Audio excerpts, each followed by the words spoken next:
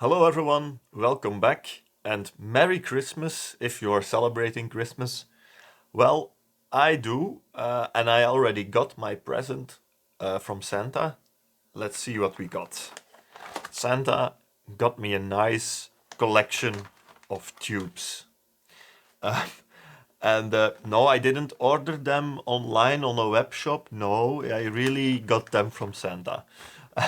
So the point of the video here is a bit that we go through this collection that I got here, and that I just test them on the tube tester and see if they are still fine. I just wanted to do something different for Christmas, and yeah, if that doesn't sound anything for you, if it's not your cup of tea, no problem. You can easily skip this video, and we'll see you in the next video on the restoration of the Philips tuner. But the idea here is a bit that these tubes, which were not bought on a web shop, no, to check on the tester, are they new old stock, or are they used? And if they are used, what's their condition? So the idea is that I just set up the camera and the tube tester and I just shoot the footage, and I'll probably not gonna edit a lot. Basically, I'm not gonna edit anything, I think. I'm just gonna shoot the footage and edit in RAW in the video. So then you'll see a bit of my process of testing tubes. If I would have a good internet connection here in the workshop, then I would have live streamed it, but honestly I can't do this at the moment. So that's why I've just planned to shoot all the footage, put it in one video, and you can just follow along as you like. And if you get bored during the video, no hard feelings, just leave and skip this one. But hey, so that's the idea. Now, what do we have here? Let's see what Santa got us.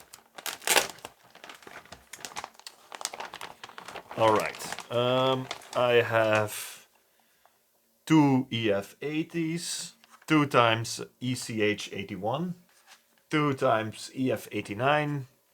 I have 4 EC92 and 1 EBL21. So that's what we're gonna do in this video. I'm simply just gonna test all of them on the tube tester and see if they are fine. And that's it. So for some of you it probably will be quite a boring video.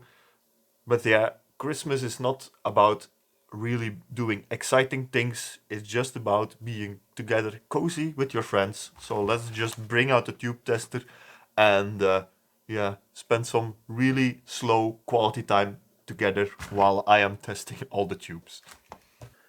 Alright, so I got the tube tester set up, and as you see, the tube tester is also a bit in a Christmassy mood.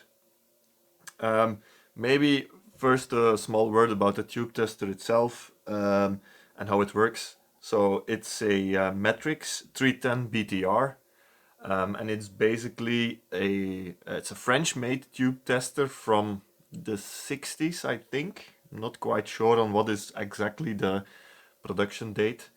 And it was originally built for the French military. Now, I have no idea what the history is of this particular device. Was it ever used in the military or not? I have no idea, but it's always fun to assume, and it's really cool to say, yeah, this is an army tube tester. So it was available in 2 different colors. You had army green, and this is navy blue. So I always try to pretend, or I imagine, that it has been in use at some point on a French submarine during the Cold War or something like that, whatever. Yeah, no way to know, obviously, what the history is of this particular device. But it's a really well built, good tube tester, and it is basically testing mainly the anode current of the tube, and then by varying the grid voltage, you can also deduce the mutual conductance. So those are basically the main 2 things that you can measure. So I have also here the reference guide. So the idea is that when you want to test a certain tube, you find the tube in the reference guide, and you then have here a list of indications on how all the settings of the tube tester need to be set. And then also you have the expected anode current and the expected mutual conductance that you should measure for a perfectly good tube. Now, obviously, what is a perfectly good tube is, yeah, that's debatable. These are, let's say, the reference figures. Yeah, I only think that new tubes will achieve these reference figures, and even then. So if you achieve, let's say, 70% of the reference figures that are mentioned here in the guide, then you can assume that the tube is good. Even below 70%, the tube is probably usable. But yeah, let's see how good these tubes test, the ones that I got from Santa.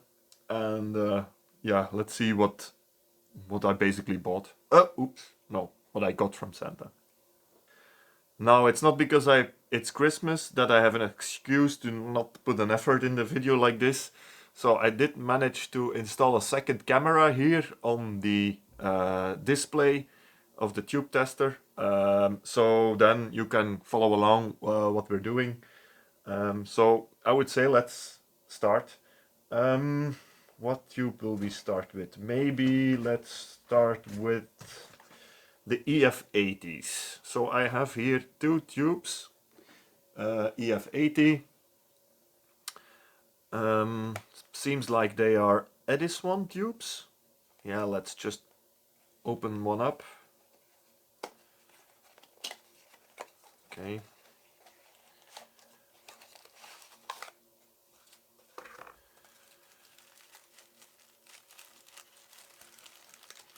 Okay, that actually looks pretty good.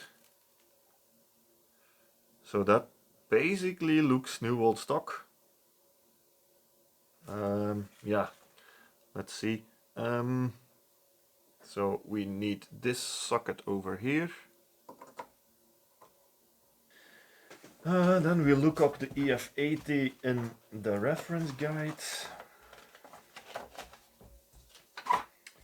EF80. Just gonna take a sheet of paper here so that I have the right settings here. So the idea is now that you change these switches over here, because these switches, they control, or they indicate basically what signal is on what pin of the tube. So for example, if you put switch number 1 here on I don't know, let's say 8, then that means that the plate is on pin 1 for this tube. So even if you don't have the reference guide, then you can still, if you have a datasheet of the tube, you can still figure out how you need to set, obviously, all these switches. You just need to check what is on each pin, and you have to set here the correct function basically for each pin. So this, for the EF8, we have here 2, 4, 5, 3, 2. So 2, 4, 5, 3, 2. So that basically means that 2 is ground. The 4 means the grid. The 5 means not connected. The 3 is one side of the filament. The 2, yeah, here in this tube, the filament is between pin 4 and pin 5, but the tube tester connects one side of the filament, or the heater, but the other side it connects to ground. So that's why here pin 5 is again a 2, which is connected to ground. Then this row where we have 5, 8, 6 and 2. Okay. So 5 is again not connected. 8 is the plate or the anode. 6 is the screen. And 2 is again ground. Alright, so we have 24532, 24532, 5862, 5862. Alright. Then we have the filament voltage 6.3, that's set still correctly over here. We have the grid bias 3.5, minus 3.5, that is set over here. Okay. Then we have the screen voltage 250 volts. And then we have the plate voltage, also 250 volts. And that's basically it. And then we need to test the tube, and we should measure an anode current of 10 milliamps. I'm gonna set the scale of the meter at the beginning to 100, because you never know what the tube will do, and yeah, it's not really healthy for the meter to completely yeah, get maxed out. So I'm just always gonna start on 100 milliamp. Okay, I think we got everything. I'm just gonna switch on the tester now. And you see that when you switch on the tester, then you immediately have the needle here, which is moving towards this indicator, which is marked on the dial with tarage secteur. And why is this important? Well, this basically means the calibration of your mains supply voltage. So this tube tester fully functions on AC voltage. So in the way that it tests and everything, it is slightly comparable to the Funke tester, except that there is no rectification at all inside. So the tester fully works on AC voltage. But this means obviously that all the tests are done in AC, so the 250 volts that I apply here on the plate, it's AC volts, not DC. But as it is simply, the voltages are simply generated inside by means of a transformer, so this means that if your mains voltage is higher than expected, then all of your tests will be off, or if it is lower than expected, because there is no regulation of not really a regulation of the voltage inside. So that means that you should calibrate the tester to make sure that it is really calibrated for your mains voltage at the time you're using it. Because your mains voltage can vary, can be higher, can be lower, depending on the amount of electricity that you're using in your house at the moment. So that's why here you should do the calibration of the mains. Tarage secteur is basically, it's French for calibration of the mains voltage. So the idea is really to get it really as much as possible here on the red indicator. And you can do that by this switch. See? Let me just go all the way to the left, see? That way I can calibrate the tester to make sure that my readings are correct. Because otherwise, if your mains voltage is not calibrated, then obviously all your readings are not going to be wrong. So I'm just check. This is slightly high, I think. This is more like it, I guess. Yeah, I'm just gonna leave it at this. It's slightly low. This is slightly low, and this is a bit too high. So I'm just gonna leave it at this. Just quickly check it every time before you do a test to see if there hasn't been any fluctuation in your your mains voltage, which could affect your readings. All right. So we're just gonna switch it on. So if I flip this switch here from tarage control, so that means the calibration, into mesure, then we're really gonna do the test and make the measurement. Okay, obviously the tube needs to heat up.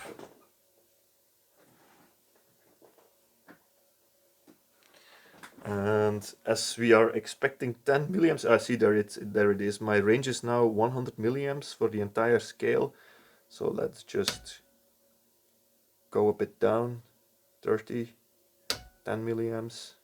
Wow, this is a really strong tube. So I do think that this one is new old stock. See, we are expecting 10. So I'm just gonna go back to 30 as a scale. And we are really spot on here, 10 milliamps. I'm just gonna take a piece of paper to write everything down.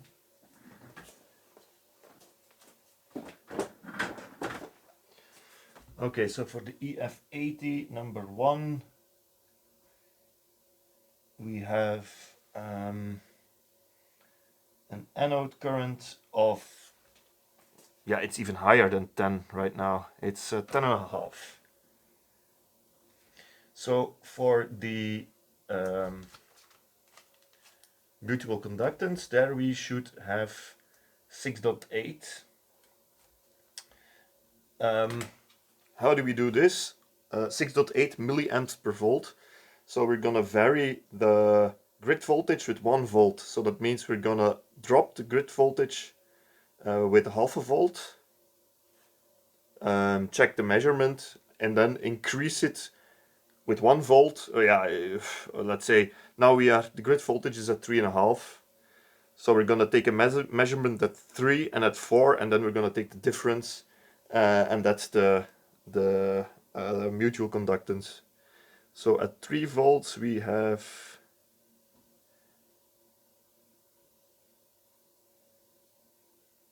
4 dot. I should read the lower line here. We have, let's say, 14 milliamps, and at 4 volts we have 8 milliamps.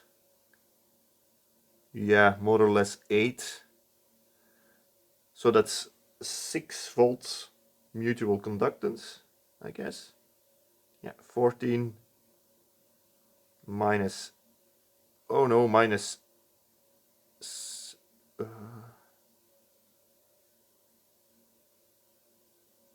minus 7.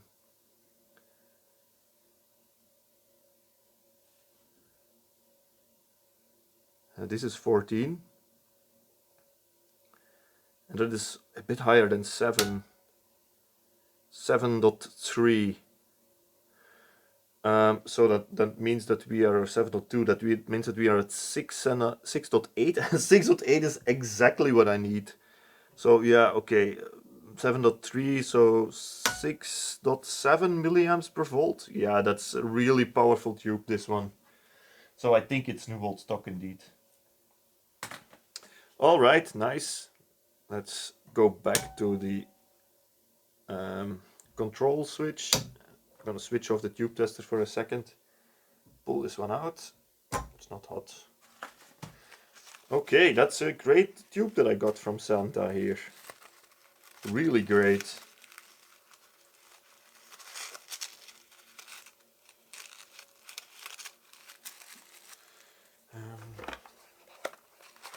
I guess the second one will be the same then.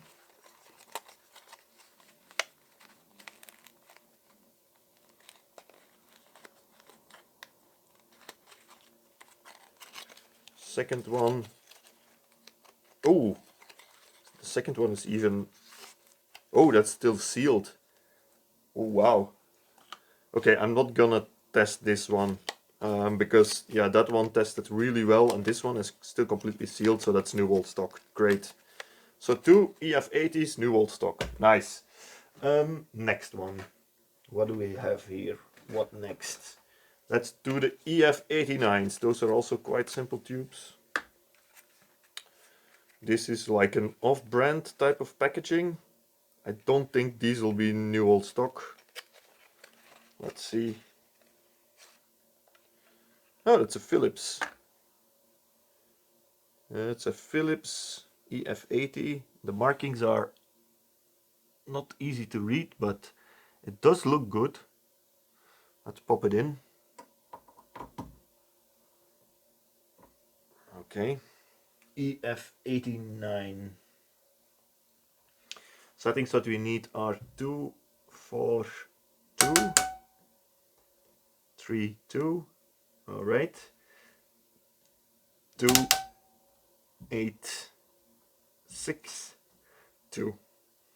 Okay, so 2, 4, 2, 4, 2, 3, 2, 2, 4, 2, 3, 2, okay, 2, 8, 6, 2, 2, 8, 6, 2, again, obviously heater voltage 6.3, grid bias is minus 2 volts, the screen, the screen is at 100 volts, and the plate at 250, and we should measure 9, but let's first power on the tube tester. That's still fine. Let the tube warm up, and I should measure here 9 milliamps of anode current and 3.6 milliamps per volt of mutual conductance.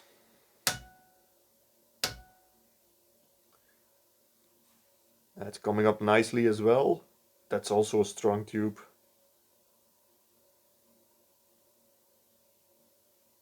That also looks like it's hardly used.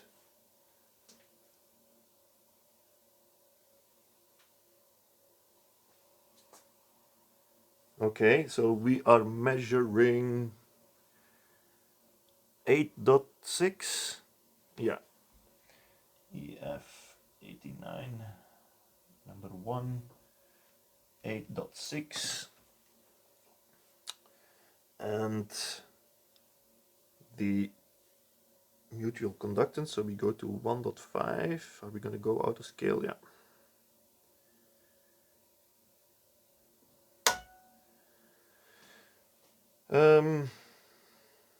This is 10.5 minus 7, so that's 3.5, and we should have 3.6. All right, so 3.5, that's also a really strong tube. Okay, that's nice. Good one. Next.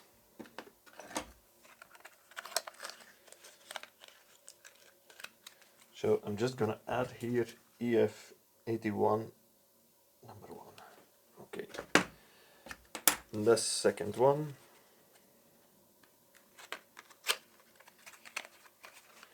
What's this? Ah, it's also a Philips. And also the markings are not great. Let's plug it in.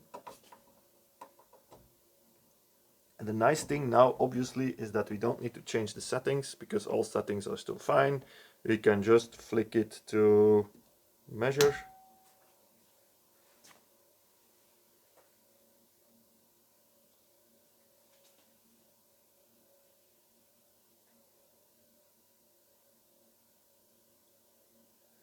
Okay, it's coming up nicely.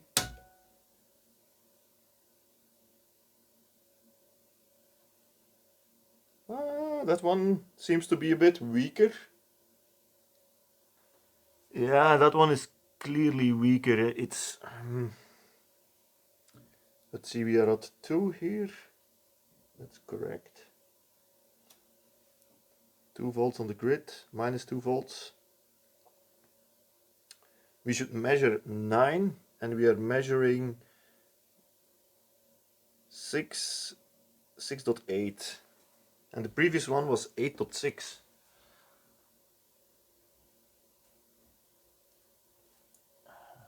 So that is worse, but yeah, it's still acceptable, I think. It will still work perfectly fine. It's climbing a bit. It's waking up. 6.9 now. Okay.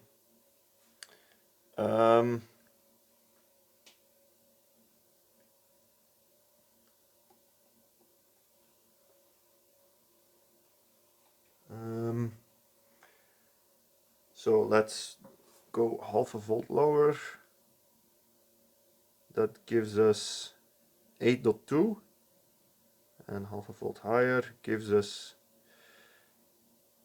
5.8. So that's 2.4, I think. 5.7 now, so that's 2.5. 8.2.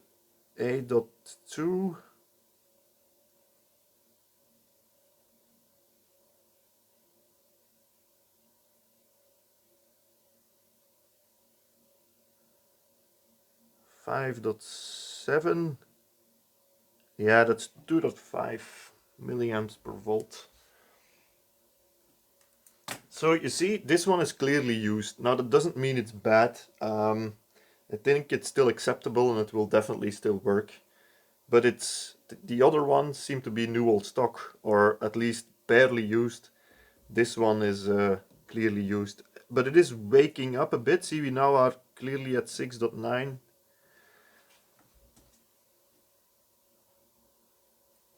But okay, there is clear difference between the two EF89s. Okay.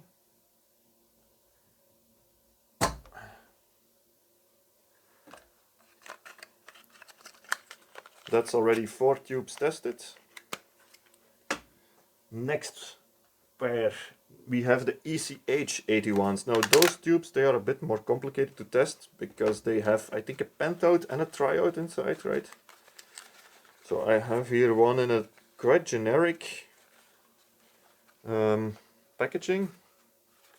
It's probably also not going to be new. This is a this is like an off-brand. I think it's like RFT or some other East German made brand. Let's see what we get.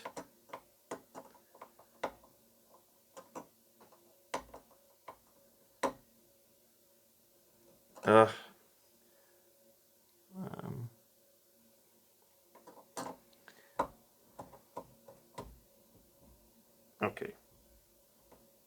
Yeah, it's in. ECH81.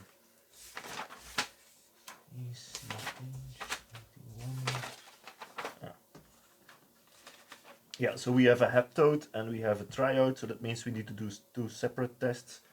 So the heptode is 64232, 64232, and 8222. 8222, okay.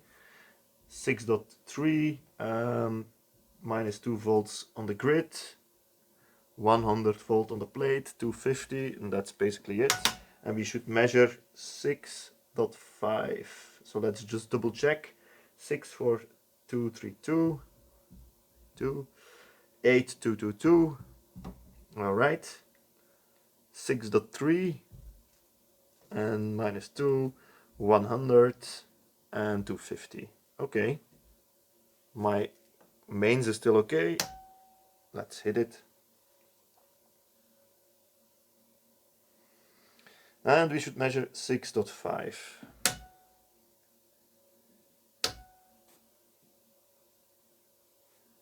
Let's see where we get. Yeah, it's coming up quite nicely. And that's the heptode, so that seems to be going really well. Seems to be a good tube as well. 5.7. Still climbing a bit. Let's call it a day on 5.8.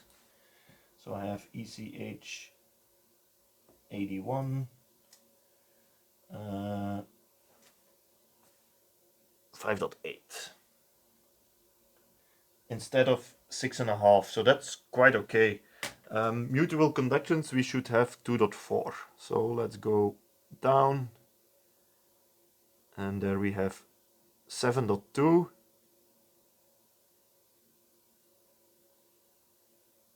Wow, this is really nice. minus 4.6. So that's 2.6, I guess. Yeah, 7.2.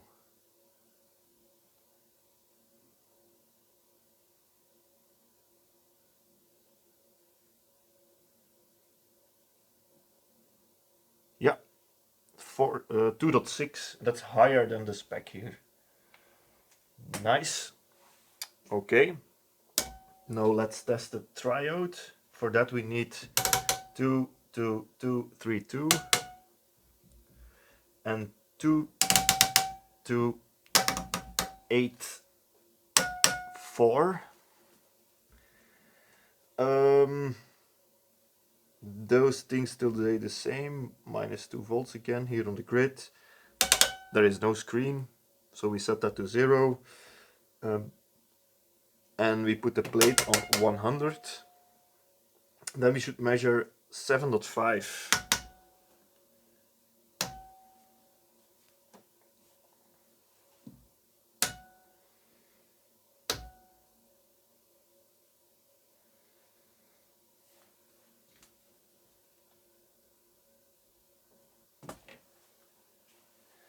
Five and a half. Still climbing, but really slowly.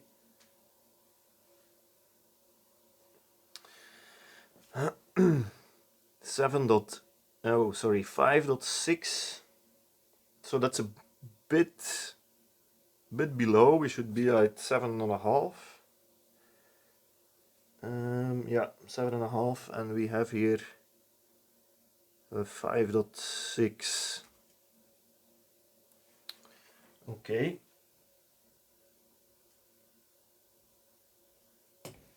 Mutual conductance, we should have 2.4 again, and we have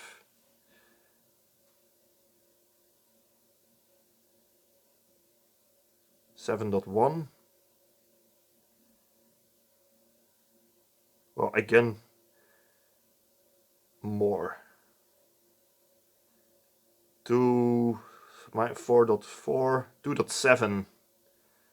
Yeah, 2.7 instead of 2.4. So that's also a good tube, because the mutual conductance is in a way more important than the anode current. So yeah, the anode current here is a bit low, but it's still really reactive. See, we have a great mutual conductance. So that tube is also still good. Okay. Next one is also ECH81. And there we have also weird packaging. Aruba radio. No idea. What will we find inside?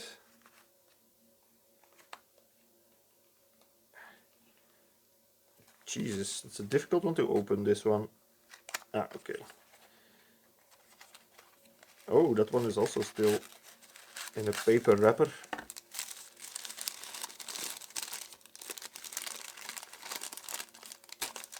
And it's also a Philips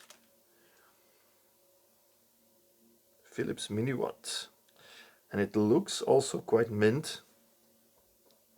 Let's plug it in. Is it in? Yeah. Okay. I'm here gonna test the triode first, because I still have all the settings for the triode. My mains is still okay, and I can immediately test it. Oh, that didn't look good. Why did this light up? So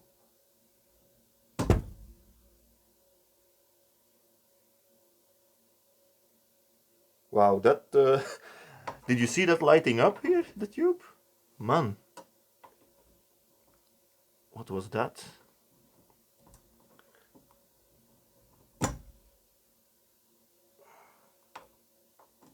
I don't know if that was intentional.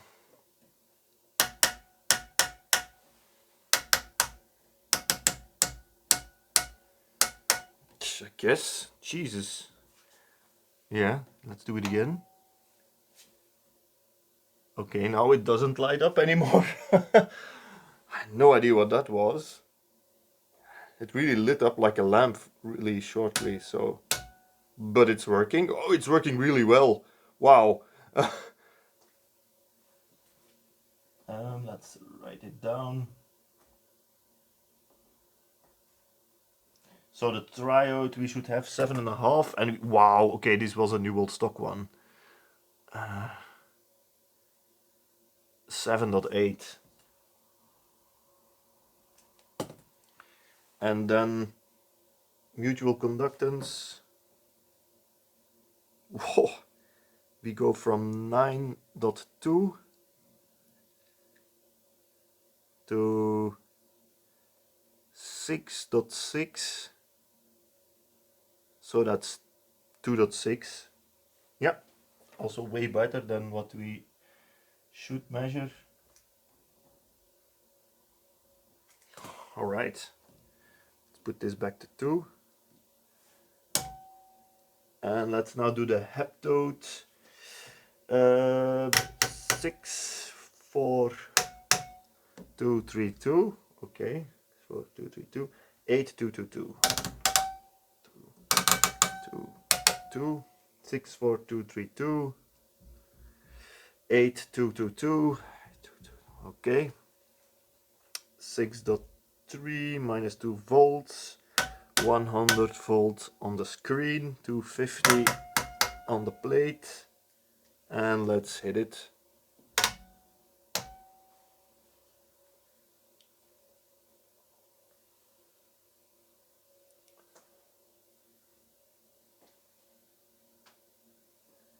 Okay. We should have here 6.5.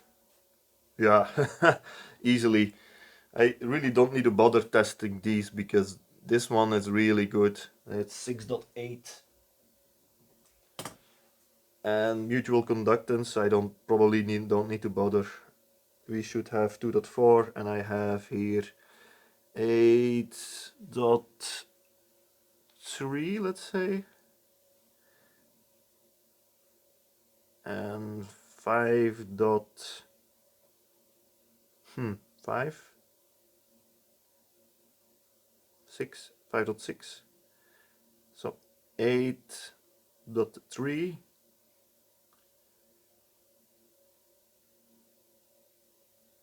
minus 5.5.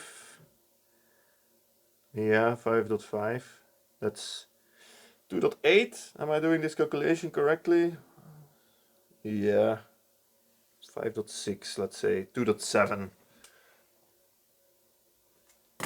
Okay, really nice. Really good one. Really good one.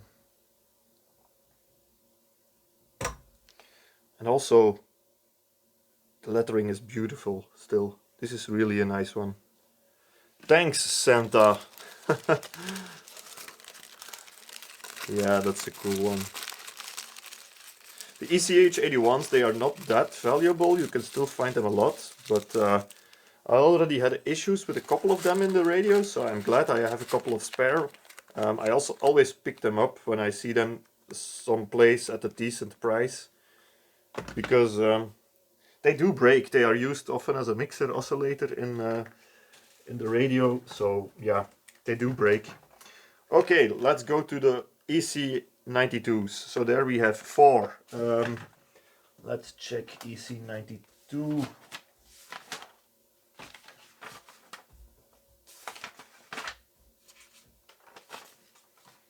EC92. So that's a simple triode, and it's often used as a preamp, or yeah, in my Grundig it's used as a phase converter, and in the tuner that I'm now restoring, the EC92 is used as a buffer just before the output. But yeah, it's this really cute mini tube. It's a 7-pin, so that means we need to put it here in this socket. Okay, so the EC92, there we have 8, 5, 2, 3, 5, 2, 3, 5, 4, 2, 2, 2. 4222. Okay. 85235. 85235. 4222. 4222. All right. Heater 6.3. Grid bias -1. No screen, so we don't put voltage on the screen. 200 volts on the plate. All right. And we should measure 10 milliamps of anode current. Okay, I have everything set correctly. Ah yeah, I forgot to mention the brand. It's a Volvo. That's also pretty nice. And it also looks quite mint. But let's see if it is actually mint. Okay, measure. So 10 milliamps. Come on, you can do this. Yeah, I do have a heater, so yeah, it's coming. It's coming. It's slow. Oh, that's not great. Oof.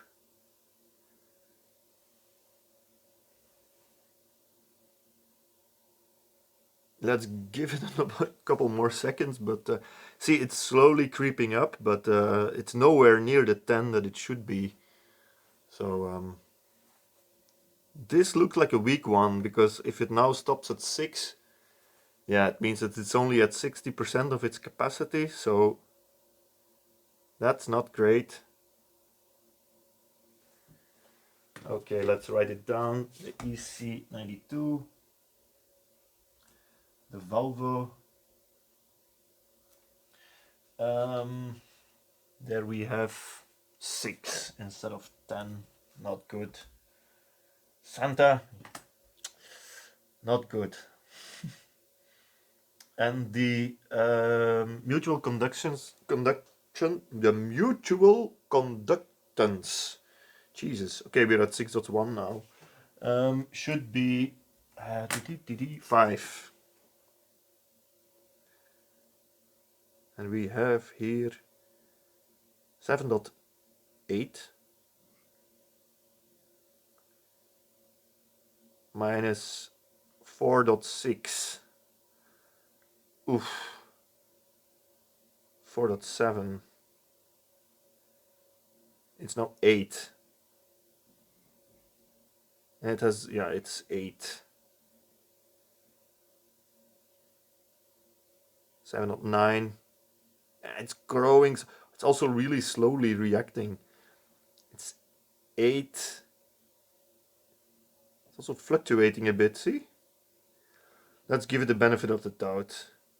8 minus 4.8, that's 3.2 instead of 5. Also not great.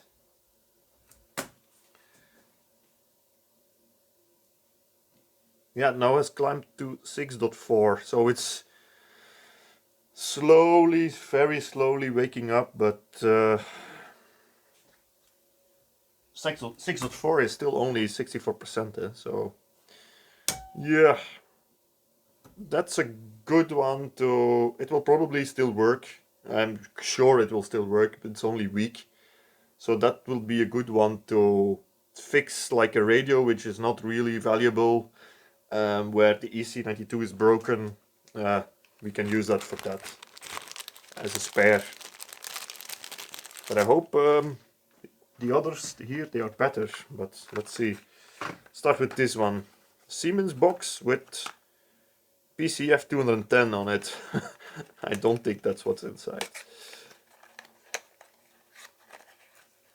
Because that's not what I asked Santa. Oh, it's a Telefunken. Nice. And it's also really shiny still. Let's see what we get. I'm at -1 volt.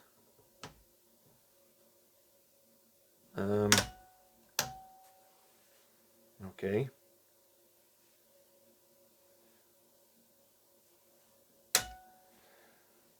So again, it should be 10.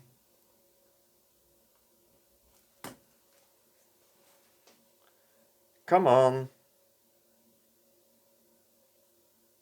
Hello? Nothing. Ah, really? Is it dead? It's dead. Ah. I don't have a heater, I think. I don't see the heater. No. Ah, I do have something now. Oh! Yeah, it's... Ah, now I see the heater, yeah. But, wow. This one is dead, basically. Oh, no, now it's coming up. Now it's coming up. But it's still only... 1. It should be 10 milliamps.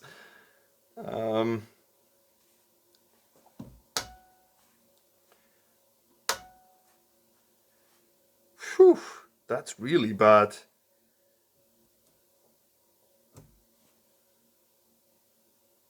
What happened to this guy? Because this one is really in what looks like mint condition, but...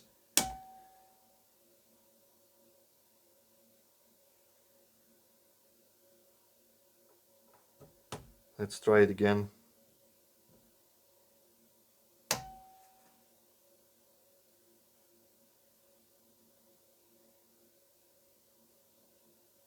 Oof.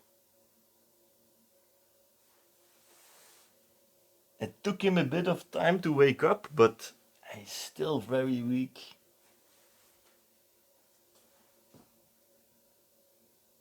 I'm just gonna leave him and sit for us for a minute and see what it does, but that's a pity. See, also barely react to the... Yeah, that tube is dead. That's really a pity. See, we have here, instead of 10 milliamps, we have here 1.4 milliamps, and the mutual conductance is 1.7 minus 1.2 is 0.5. Okay, 1.5 milliamps. Wow, that's really bad.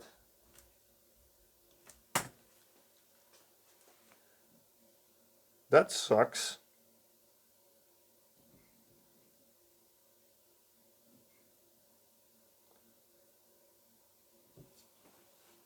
Yeah, it's not coming up any further than this, so that one is garbage. It's creeping up very slowly, but yeah. That one is garbage. Alright, that's a pity.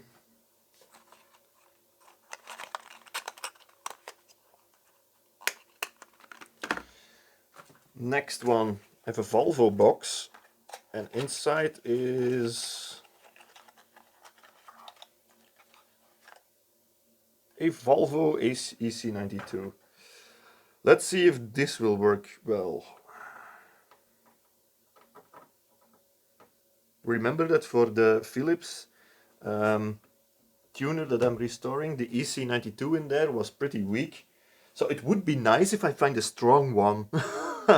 Because I need one, but yeah, I'll need one. It works, the tuner works, but it would be nice if I could replace it with a strong one. Alright, let's just double check if I have all the switches right, because after the Telefunken mishap, 85235, 85235, okay, 4222, 4222, 6.3, 1 volt, okay. No volts on the screens because there is no screen, 200 volt on the plate, okay, yeah, everything is correct.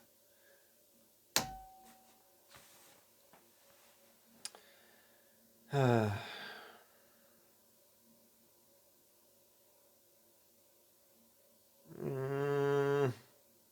come on, really?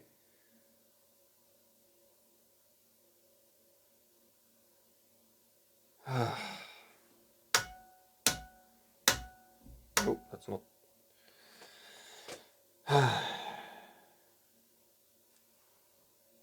That one is also has had a rough life, I think.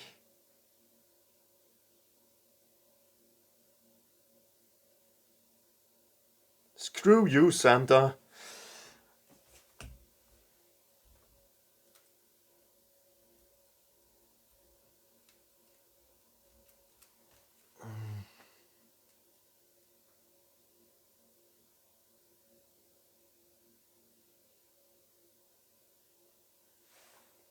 Three 3.5. Yeah, let's call it the day at 3.5. Not gonna get a lot better.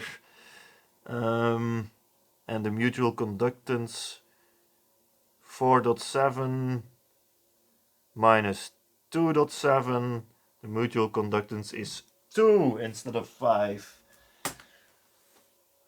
Okay, also garbage.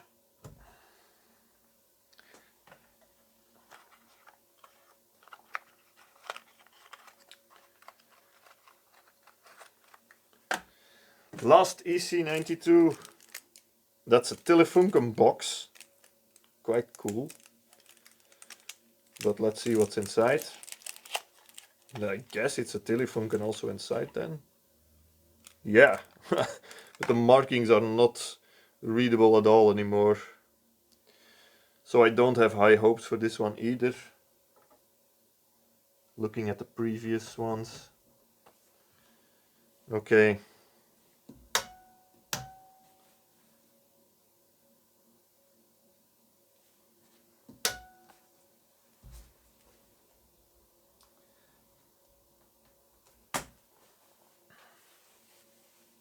Oh, this one is also coming up really slowly. Man, these EC92s, these are garbage. Complete and utter garbage. Or am I testing these wrong? No, I don't think so.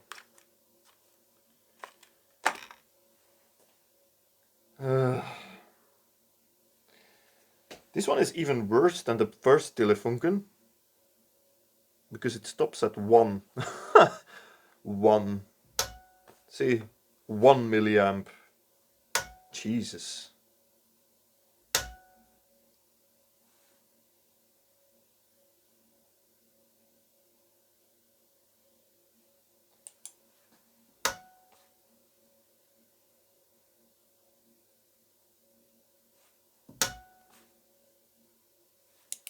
Yay. Let's give it 1.2 because it will still climb a bit, obviously. 1.2, that's really, really bad. 1.4, yay. Minus 1. 0.4 mutual conductance. Oh my god. Yeah, let's forget about these EC92s. That's really a bummer. That's really a bummer. Then the last one, I hope you are still awake. The last one is an EBL21. That's a slightly older tube.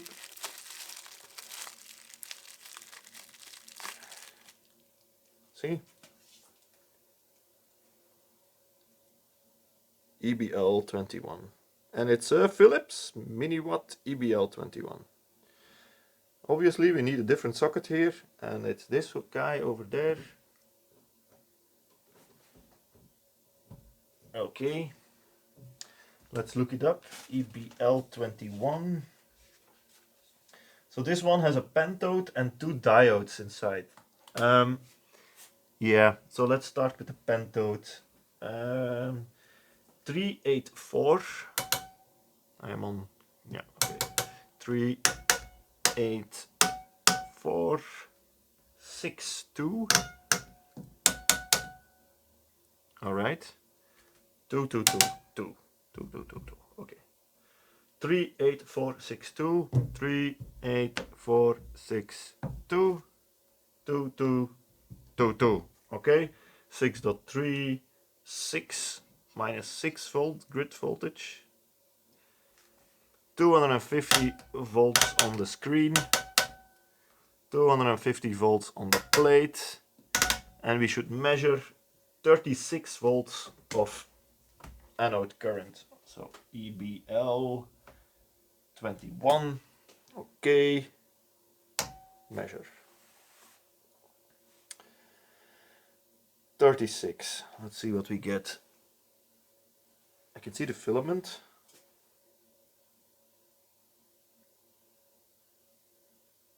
Okay, it's coming up. I'm now at the range of 100 volts, so you should look at the top scale and multiply by 10. And wow, it's coming up nicely. 35, 36, 37. That's a good one. 38. 38. It stops at 38, I think. 39? Yeah, we have 39. Okay, 39, really strong. And the mutual conductance should be 9. So I go down half a volt. Huh? Ah, yeah, half a volt indeed. So that's 44. And then minus 35. That would be exactly 9. Yeah, indeed. 35. So the mutual conductance is exactly 9. Great. All right, now the first diode. So I think this tube is used in like as a detector and then an amplifier or something. There's 2 diodes and a pentode inside. Okay. The first diode. That's 3, 2, 2, 2, 2, 2, 0. Now 0 is something that we haven't used yet, and 0 on this tube tester means that you put a that you basically connect the pin to ground, but with a resistor of 100 kilo ohms in series. And this is done in diode checking. It always instructs you to check a diode like this. So 3, 2, 2, 2, 0. 3, 2, 2, 2, 0. The next row is just all 2s. Okay, 6.3 still. Yeah, the grid bias doesn't really matter here. So because there is no grid on the diode. Obviously there is also no screen, and we put 100 volt on the anode, and then we should get 1 milliamp. Let's hit it.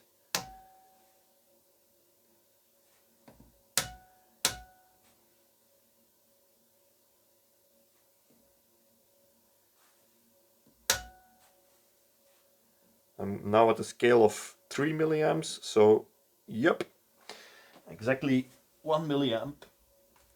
So that's good. Great. Second diode. 3, 2, 2, 2. This one needs to go to 2. And then this one needs to go to 0. And these remain on 2. So 3, 2, 2, 2, 0, 2, 2, 2. Okay. And the rest stays the same. And again, 1 milliamp.